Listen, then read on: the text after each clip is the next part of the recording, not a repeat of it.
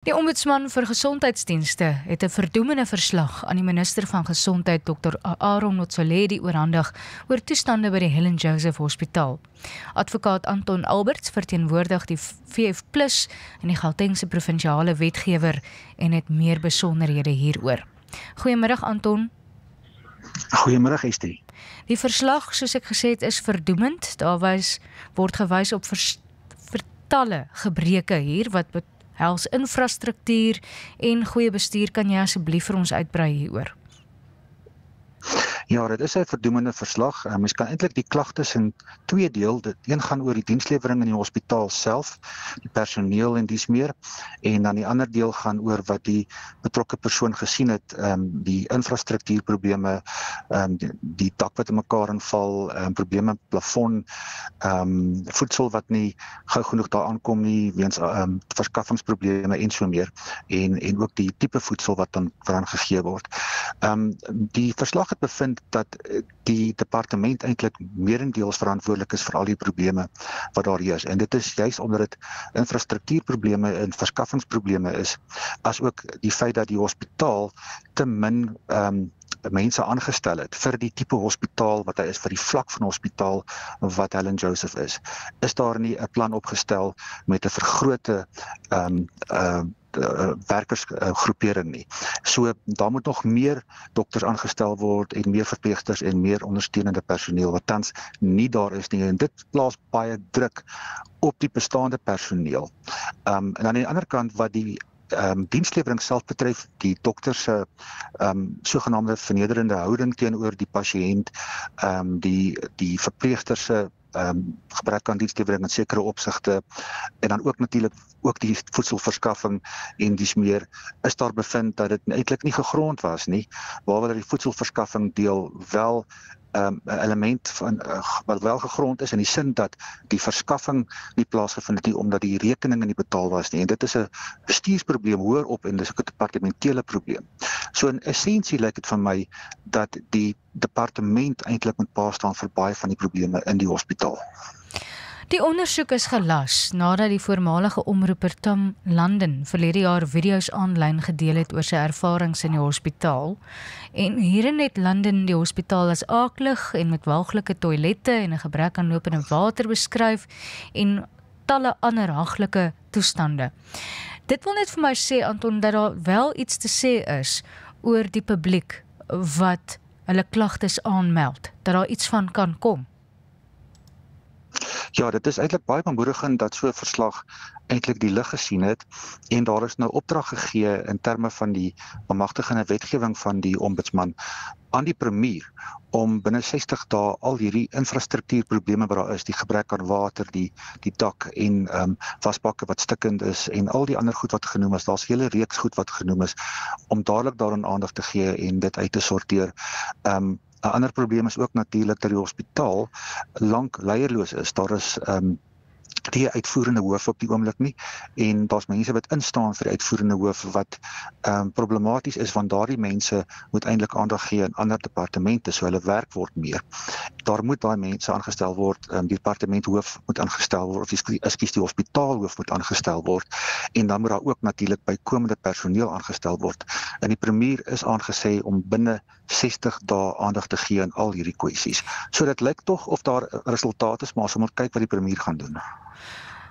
Wat sal die gevolg wees as die premier nie hierop reageer nie? Wel, die premier sal dan 'n opdrag verbreek van die ombudsman in terme van die bemagtigende wetgewing, kan hulle verdere stappe teen hom neem, maar ek dink tog die premier, my gevoel is die premier sal wel reageer, want die ANC is in groot moeilikheid in Gauteng. Hulle het vir die verlede jaar net 34,7% gekry in die verkiesing, en hulle weet dat die mense op grondvlak baie kwaad is vir hulle, en hulle gaan net daai mense moontlik terugwen deur middel van beter dienslewering. So daar is 'n gewilligheid by die ANC regering om iets te doen wanneer iets aangemeld word, want hulle weet hulle oorlewing hang eintlik daarvan af. Maar ons weet dat die ANC kan nie eintlik baie goed implementeer nie al wil hulle dit graag implementeer, maar ons sal wel oorsig hou daaroor en kyk dat dit wel gebeur en dat hierdie verslag dan wel uiteindelik ten volle geïmplementeer word. Goed, daar's personeeltekorte, maar een van die ombudsman se aanbevelings is dat die bestaande personeel se geskiktheid vir die poste wat hulle beklee ondersoek moet word. So hierdie ondersoek gaan baie dinge oopkrap. Hoe het dit in die eerste plek gebeur dat personeel met bedenklike vaardighede aangestel is, Anton? Dit is ongelukkig die ANC kultuur om mense aan te stel wat baie na aan die party beweeg, wat kaderdraande ANC-lede is, wat iewers in die hiërargie van die ANC inpas, en as hulle aansoek doen vir werk, kry hulle natuurlik die voorkeur. So dis basies maar die ou probleem van kaderontplooiing. En nou sit ons vandag met die gebakte pere, want kaderontplooiing het die land verlam, omdat die staat heeltemal verlam is op al drie vlakke van die regering en in al die instansies wat daar is, al die departemente, as ook die agentskappe en regeringsmaatskappye, soos die lugrederye en Transnet en dies meer. So die hospitaal is maar net een verskyningsvorm van daardie kaderontplooiing resultate wat ons vandag sien, en dit moet verander. En of die ANC die wil gaan hê om van hulle eie mense ontslae te raak, sal ons moet sien. Maar as hulle dit nie doen nie, gaan hulle werklik waar nog slegter doen in die verkiesings vorentoe. Ek sien voorsien dat hulle in Gauteng dan gaan sak na die 20s toe en selfs miskien die top 18-19% al in die verkiesing van 2029.